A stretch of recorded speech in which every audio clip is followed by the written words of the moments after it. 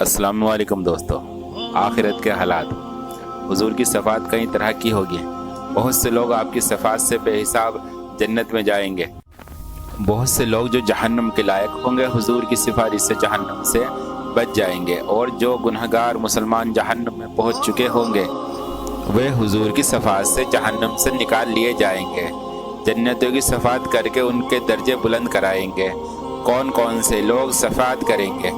हुजूर सल्लल्लाहु अलैहि वसल्लम के अलावा बाकी अंबिया, सहाबा, उलेमा, औलिया, शहीद, कुरान के हाफिज, हाजी, ये लोग भी शफाअत कराएंगे। लोग उलमा को अपने ताल्लुक याद दिलाएंगे। अगर किसी ने आलिम को दुनिया में वज़ू के लिए पानी ला कर दिया होगा तो वे ये भी याद दिलाकर शफाअत के लिए कहेगा और वे उसकी शफाअत करेंगे। ये क़यामत का दिन जो 50,000 साल का होगा, जिसकी मुसीबतें बेशुमार नाकाबिले बर्दाश्त होगी। ये दिन अंबिया, औलिया, सालिहीन के लिए इतना हल्का कर दिया जाएगा कि मालूम होगा उसमें इतना वक्त लगा जितना एक वक्त की फ़र्ज नमाज में लगता है, बल्कि इससे भी कम। यहाँ तक कि कुछ के लिए तो पलक झपकते ही सारा दिन तय हो जाएगा।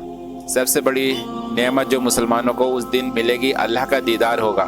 यहाँ तक जो हश्र के मुख्तसर हालात बयान किए गए, इसके बाद आदमी को हमेशगी के घर जाना है।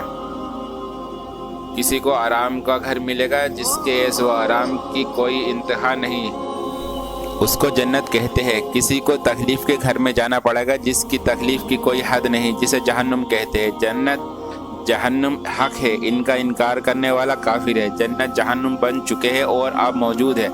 ये नहीं कि क़यामत के दिन बनाए जाएंगे। क़यामत, हश्र, हिसाब, सवाब, अजाब, जन्नत, जहन्नम, सब के वही माना है जो मुसलमानों में मशहूर है। अगर कोई आदमी इन चीज़ों को तो हक कहे मगर इसके माना कुछ और कहे, जैसे कहे कि सवाब का मतलब अपनी नेकियों को देखकर खुश होना और अजाब का मतलब अपने बुरे अमल को देखकर दुखी होना, हश्र सिर्फ रूहों का होगा, बदन का नहीं, तो ऐसा आदमी हकीकत में उन चीज़ों का इनकार करने वाला है और वो काफिर है। क़यामत बेशक ज़रूर कायम होगी, जो इनका इनकार करे वे भी काफिर है।